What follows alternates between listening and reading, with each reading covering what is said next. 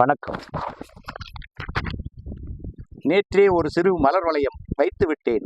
வார்த்தைகளை கோர்த்து வட்டமாக பூங்காற்று திரும்புமா, என் பாட்ட விரும்புமா என்று என வடுகபட்டி வைரமுத்துவின் வரிகளோடு கோடம்பாக்கம் கோட்டையிலே படை தலைவன் நீ, படைப்பு மன்னன் நீ, கிராமங்களின் ஐநா சபை கூட்டமைப்பின் அரசன் நீ, நகரங்களிலும் மண்வாசனையோடு வளர்ந்த சிகப்பு ரோஜாக்களை நட்டு வைத்து கிழக்கு சீமையில் மேற்கே உதித்த சூரியனாய், கிழக்கு சீமையில் மேற்கே உதித்த சூரியனாய் உதித்து தென்னாட்டில் ஏகலைவனாய், வடக்கே இயக்குனர் இமயமாய், தென்னாட்டில் ஏகலைவனாய் வடக்கே இயக்குனர் இமயமாய் சிகரமாய் உன் இயல்பான இயற்கையையும் கொஞ்சம் கூட செயற்கையின்றி இயக்குனரா நீ, கவிஞனா நீ, சினிமாவை காதலித்து மக்கள் மத்தியில்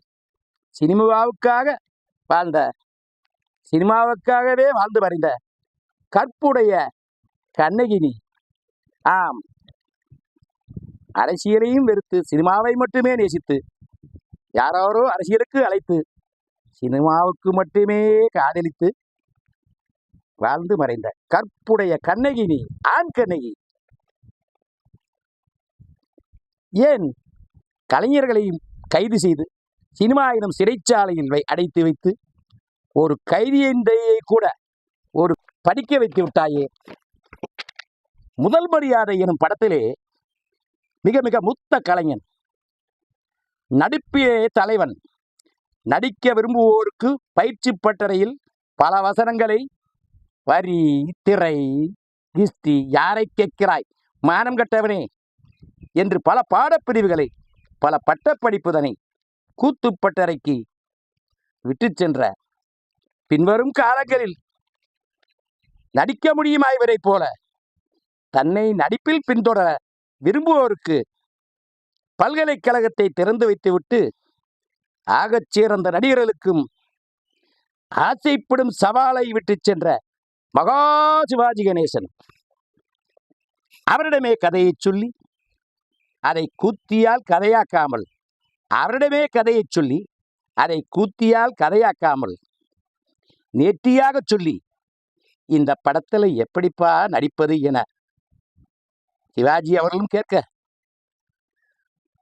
கர்ணனாகவே மகாபாரத பாத்திரத்தில்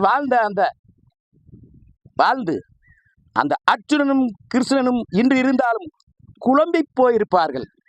குருட்சேத்திர போர்க்களத்திலே, உண்மையில் போர்க்களத்திலே அர்ஜுனன் குழம்பி போய்தான் ஆயுதத்தை கீழே போட்டதாக வரலாறு. அதற்கு உதத்தாக தான் இந்த பகவத்கீதை. சிவாஜியிடம் இயக்குனராய் பேசினாயோ, இந்திரனைப் போல் கிருஷ்ணனைப் போல் நீ நடித்து அவரிடம் மிச்ச சொச்சம் இருந்த நடிப்புகளையும் கவச குண்டலத்தையும் புண்ணியத்தையும் பறித்தது போல பறித்து முதல் மரியாதை எனும் படத்தை உருவாக்கி விட்டாயே. கடலையே, அலையையே, அந்த இறைச்சலையே அமைதிப்படுத்தி நான் அசைந்தால் அசையும் அகிலமில்லாமே அமைதிப்படுத்தினால் அமைதியுமாகும் என்று சொல்லி திருவிழாளன் படத்திலே வருவது போல பிகோம் என பேசி கடலையே அமைதிப்படுத்தி உன் கடலோர கவிதைகளை படிக்க அல்ல ஒழிக்கச் செய்து விட்டாய். கல்வெட்டாய் காலத்திற்கும் சில கஞ்சத்தனமான கலைஞர்களிடமும் கவிஞர்களிடமும் இசையமைப்பாளர்களிடமும் இயற்கையிடமும் கூட கஞ்சத்தனமின்றி கொள்ளை கிராமங்களை அதன் இயல்பை இயற்கையை அள்ளி கொடுத்து விட்டு சென்று விட்டாயே. நான் நினைக்கிறேன் இது அந்த யமனின் காலனின் முதல் கருணை கொலை என்று. புத்திர சோகத்தில் நித்திரையின்றி கலங்கும் உன்னை பார்த்து, கலங்காதே மகனே, கடைசி யாத்திரைக்கு புறப்படு என உன்னை தூங்க வைப்பதாக நினைத்து அந்த காலன் அனுப்பிய கிங்கரன் அனாலிசிஸை சற்று அதிகமாக செலுத்தி விட்டானோ அந்த கிங்கரன். வெள்ளித்திரை பிரம்மாவுக்கே கள்ளிப்பால் கொடுத்து விட்டானே காலன், கர்த்தம்மா நாயகனுக்கே கள்ளிப்பாலா? காலம் சொல்லட்டும் இதை கருணை கொலை என்று. காலம் சொல்லட்டும் இதை கருணை கொலை என்று. அதற்கு காது கொடுத்து கேட்க கோடம்பாக்கத்திலும் கொள்ளை கிராமங்களிலும் தமிழ்நாட்டிலே இல்லை. எம்ஜிஆரும் கலைஞரும் ஜெயலலிதா அம்மையாரும் ஏன் சீமானும் கூட உங்களை அரசியலுக்கு அழைத்திருக்கலாம். அவரிடம் நீங்கள் சொல்லியிருப்பீர்கள், நான் விரும்புவது அந்த அரியணை அல்ல, நீ அரசியல் அரியணை என்பது 5 ஆண்டு கற்பனை. உங்கள் அரியணைக்கு எப்போதும் இருக்கும் எதிர்ப்பு. நான் விரும்பும் அரியணை கலைஞர்களின் கற்பனை, இளையராஜாவின் இசையினை, வைரமுத்துவின் கவி கற்பனை கவிதனை. அந்த அரியணை 5 ஆண்டுகள் மட்டுமே இருக்கும். என் அரியணை காலத்திற்கும் நிற்கும் கரிகாலன் கட்டி வைத்த கல்லணை. இதற்கெல்லாம் மேல் என் இனிய தமிழ் மக்களின் இதயத்தில் ஓர் தலையணை.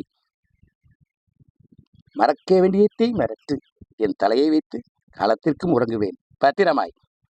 இதற்கு மேல் உண்டோ ஒரு அரியணை?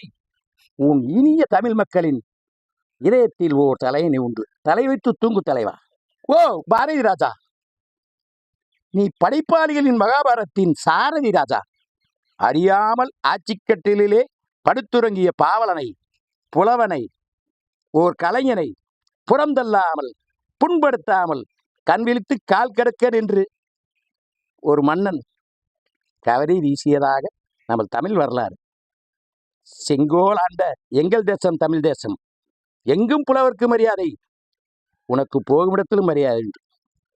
திரைத்துறையும் தமிழ் துறையும் ஏன் தமிழக அரசும் ஒரு வாரம் துக்கம் அனுஷ்டித்தாலும் என்ன, வரலாறு பேசட்டும்.